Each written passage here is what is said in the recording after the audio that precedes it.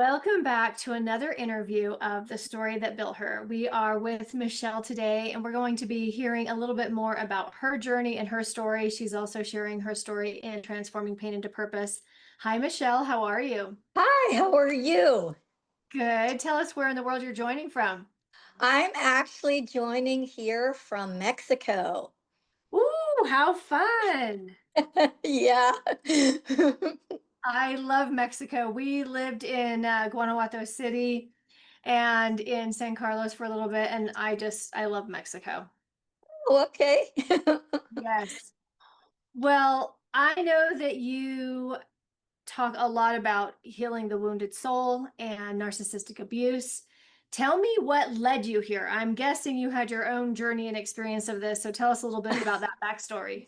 Well, Monique, I have had a lot of a journey. Had a I've feeling. had a lot of journey behind domestic violence and sexual abuse and narcissistic abuse. And then as a result of it, you know, I was able to take what was the enemy meant for bad, basically, and turn it around for something amazing and be able to help a lot of women all over the world to be able to transform their lives and to walk out their purpose in their life and, to go from being a victim to be living victorious. I like that. Now, when you see this pattern of narcissistic abuse, what type of women get pulled into that most often? Is there a pattern? Yeah, I would have to say women with big hearts. Yep, I was gonna say the same thing. Women with big hearts, the women who are goal setters, who are achievers, who are successful in whatever area of expertise that they are, chosen to represent and chosen to be a leader in. Um, I the thing to understand about narcissistic abuse is narcissism is not psychological, not just psychological or emotional. It's actually a spirit. It's something spiritual, and it's like the perpetrator actually is assigned to their victim, and they already know ahead of time. They know their victim. They already know. It's almost like a stalker. Some of them do stalk, but they know their victim, and they already kind of know all about their victim, what type of a person that this person may be, whether it's somebody that's an empath. They also really, really focus on people who are empathetic, who are very empathetic, sympathetic, who have big hearts, very caring. Yes, I have witnessed that myself. So for yourself, what was the thing that helped you get out of that situation and those out of that loop? Well, I'm just going to say it was my faith. Mhm. If it wasn't for my faith, if it wasn't for the Lord, I 9 chances of 10 would not be here today, because of the depth of the abuse that I went through. Very, very traumatic, very serious, very violent abuse, um, being even left for dead. And so, yeah. And so, it was only by the grace of God that really actually got me out, and is allowing me to be able to speak my story and be able to, transform lives and help those who may be victims or maybe going through the healing process, or in the beginning stages, or in the healing process, that really need somebody to just come alongside them and like be their number one cheerleader, and just their support, and just be able to help them to grow as a woman, grow in their gifts and callings, and grow to fulfill their divine destiny. Mhm.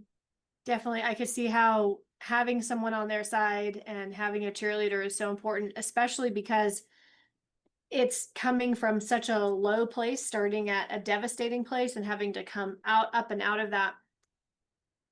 When you talk about, basically being left for dead, do you feel like those who are narcissists, that is their full intention, is a complete takedown? Yes, absolutely, 100%. You know, it. it's like steal, kill, and destroy. It's they'll take everything from you. They still absolutely they can. They take you to your lowest, financially, spiritually, emotionally, psychologically, you name it. And the last thing is death. And the suicide rate is extremely high for those who are narcissistic abuse survivors, because it's such a cycle of destruction, and it's a mental torment, it's a mental torture that they have been through. And if they don't have somebody to help them through, they're fighting this battle all by themselves, and a lot of them don't make it out alive. Yeah, I can see that. What have you found is most helpful when you're working with a woman who has been through this? Take us through, maybe what's an initial step? What does it look like to recover from all of that? What do you find is most helpful in the beginning? Well, what I like to do is I like to assess my students, and I like to sit down and have to really reassure them it's a safe space, because Hmm. with social media and stuff nowadays and all this other stuff that's going on out there, people are exposing left and right. And the thing is, a woman has to feel safe. She's already been violated in many ways. She's already been exposed in many ways, but she has to be able to feel, number one, safe and secure with you. So that's the first thing that I like to do. I don't even like to call them victims, because they're not really victims. They're in the process of living victorious. I think victim can be overused, and I think somebody sometimes can say stuck in that, if they don't see hope, they don't see a future, if they don't have someone like you or I or something like that to come alongside them and to help them and to just really support them, that they can stay stuck in those destructive cycles. And then what they do is they end up one man, and then they end up finding the next man. He might look a little different. I like to say, looking for love in all the wrong places, searching for love in too many faces. It's like the old Kenny Rogers song says, because it's the truth. If they don't go in and break the cycles and deal with the wounds, but Hmm. also we have to go to the roots. We have to go to the root causes. What is causing you to become this way? What was in your childhood or even in your generational bloodline, that could be a cyclical behavior that came that through the bloodline, that is causing you to seek out these type of men, or to draw them in? What is causing this destruction in your life? So I like to go in and I like to deal with the root cause. I love to go in and just really just dig deep. I like to call it, the roto rooter. Yeah, go in there and excavate. I do. I go in there. I'm the rotor reader for your soul, and I go in there and I get very.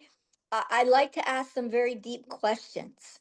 Very subtle, very uh, very loving, very caring, but at the same time, I'm not somebody that's going to continue to allow them to stay in that behavior.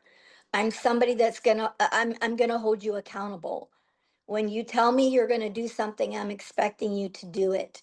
And I'm going to help you. I'm going to nurture you. I'm going to guide you. I'm going to protect you. I'm going to pray for you. But I'm not going to allow you to stay into that cycle of destruction. And then what I do is I work with them. I go back, like I said, into the generational bloodline. We break down the cycles of the destruction that came through the bloodline, came through mother's womb, maybe came through dad. Maybe there was abuse when they were in the womb. And there is a root of rejection, a root of fear that came in when they were in mom's womb.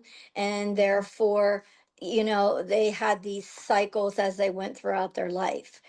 And then I go back and I deal with the childhood, what were the destructive patterns in the childhood? Was it childhood molestation? Was it, neglect? Was there physical abuse? Whatever it may be. And I like to deal with that little inner child that's in there, and we deal and talk with the little child and see and find out like what's causing this, because what happens is when we become adults, we tend to push it all under the rug, and we don't understand why we're dealing with these cyclical destructive cyclical behaviors. Well, that's because when you were at 6 years old, and something happened to you that was very traumatic at 6 years old, and you never dealt with it. It was swept under the rugs, and here you are 65 years old, and you're dealing with the same cycle that you've been dealing with all your life, with bad men. Daddy was a bad man, grandpa was a bad man. We can go back into the whole bloodline, and we can see the cycles and the patterns. And then what we do is we go back and we break the cycles, identify the patterns. That's very important. Identify the patterns and behaviors, then break the cycles and behaviors, and then start pushing them into their destiny. What I like to do is I like to go back with that and deal with them when a child. What are your hopes and dreams as that 6-year-old little girl before this traumatic event? What stopped you from fulfilling that dream that you had of becoming a ballerina, or a singer, or a lawyer, or whatever, whatever it may be, politician, I don't know. But what stopped you? And then what I like to do is I like to go in and say, okay, what part of this dream can we fulfill now? Mm, You yes. might feel that you're past that age, but that child in there is still crying out for the dream. Mm, I love that. I love that process.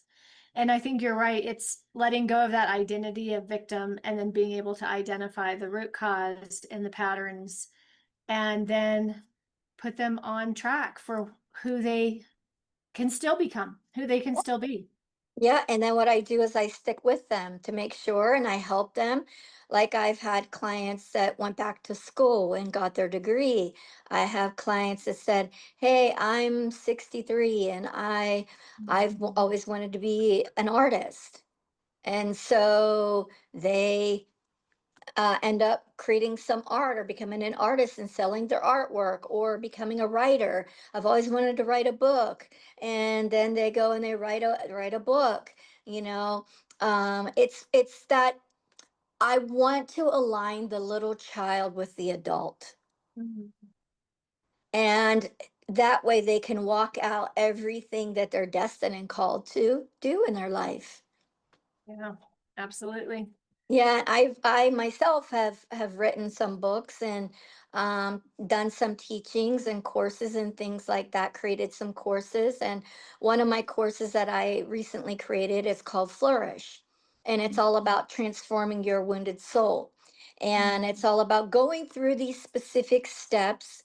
But there's 12 weeks of walking this out, of becoming the best version of yourself. Mm-hmm. I like that. What dream did you have as a child that you were then able to step into? Was there any interest or desire that you then cultivated as an adult? Well, actually, there's a lot. Believe it or not, there's a lot that I ended up going back and doing. One was becoming, no, we became a number one best-selling author. If you're a New York Times best-selling author, not just New York Times, but Amazon best-selling author. And I was in a collaboration group for this, but it really boosted my confidence to be able to go step out even more and finish, my own personal book, but also the working books and things like that. I'm also a writer. I write for magazines. So I do author things for magazines, and I speak a lot on healing the soul or dealing with traumas or whatever's placed upon my heart. I write for DWC magazine, which is a global publication. I also, well, let's see. One of the things is when I was a little child, um, I was fascinated with Jesus Christ. Mm. And I was fascinated with Jesus. And I used to tell my mother when I was little, I wanted to be just like Jesus when I got older. And I became a minister. I'm a healing minister. So I became a minister. I did it a lot what I said I was going to do.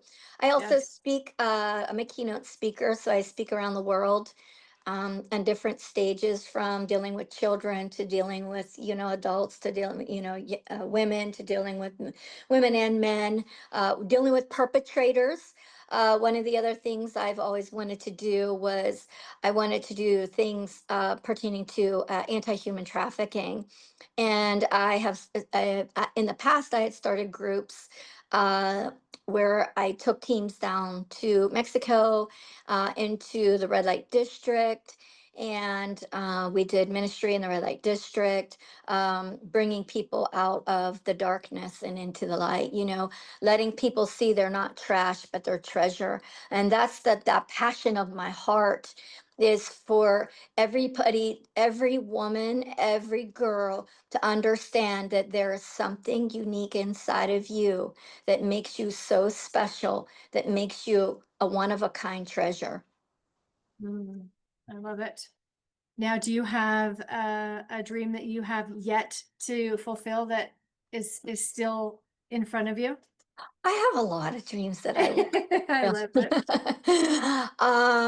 One of my biggest dreams is I have a desire to start. It's called Handmaidens for Heaven, and what it is it's a conglomeration of a bunch of ministries and businesses. It's like 100 different ministries and businesses under one umbrella, one roof, where people, for instance, that come out of human trafficking or domestic violence or something, where they have organizations that they can go to.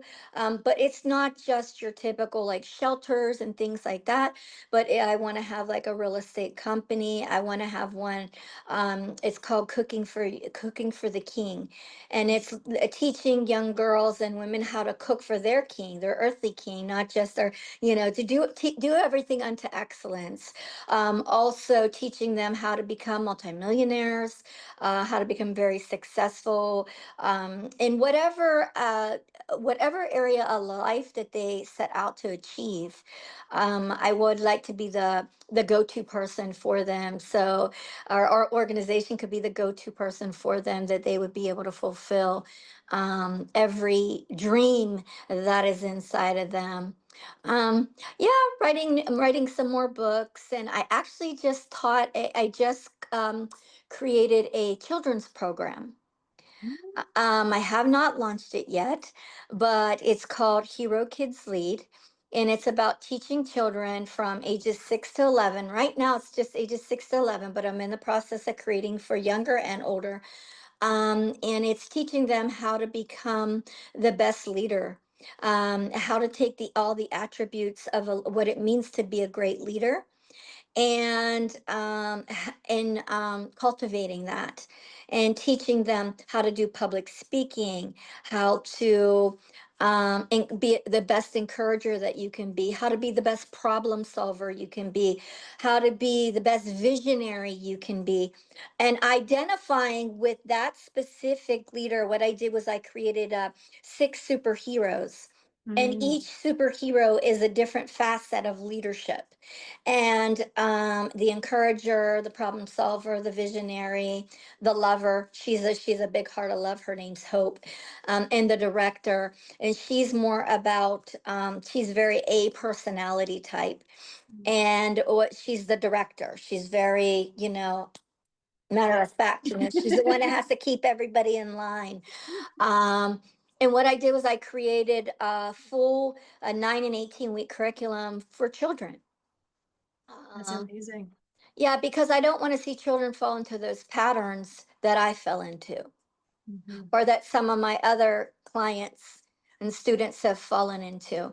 I want to nip it in the butt when they're younger so that their self-esteem will be so big that they don't fall into these traps of cycles of destruction, of mom was abusive, sister was abused, everybody, the cycles of destruction, but they're the cycle breaker for their particular family. I love that. That's right. Start it young. Yeah. Michelle, where can people connect with you? You can find me on social media, on Facebook, Victorious Michelle. They can find me also on Instagram under Victorious Michelle, or TikTok, also under Victorious Michelle. Those are basically my things, and also in the magazine DWC. Highly invite people to come and be a part of our magazine. There's millions of women and some men on the magazine, that are we're transforming lives all over the world. So yeah, I'm pretty much, I'm a little bit hidden right now, but if you look a little deeper, you might find me. I love Yeah, it. yeah, and I have like free resources and things like that that I can also give to your viewers. Lead magnets and funnels and things like that that can help them to identify where they are on the spectrum, for identifying if this what cycle of healing that they are in, if they're a victim or if they're in the first, different stages, so that they can, become the best version of themselves. Excellent. Well, Michelle, I am so glad that you came out of your dark place and now are helping others. You are both heavenly minded and of so much earthly good. So thank you very much for the work that you do. Well, thank you so much. And I greatly appreciate this opportunity to be able to share with you and share with your viewers. And I'm excited to be a part of this book project so that we can transform lives all over the world. Absolutely. Until next time, remember that no matter what has happened, the past is irrelevant because your future still awaits you. We'll talk to you soon. Bye Bye. bye.